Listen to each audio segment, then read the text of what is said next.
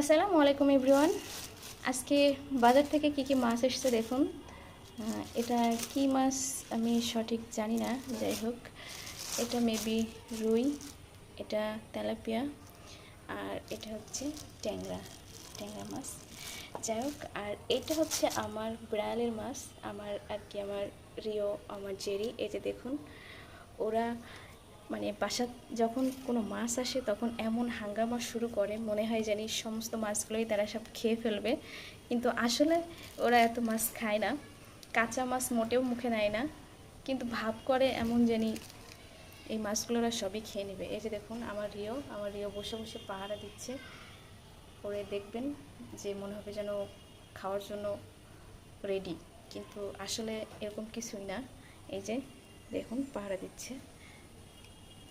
এই তো ছিল আমার রিওর কাজ, আমার জেরির কাজ।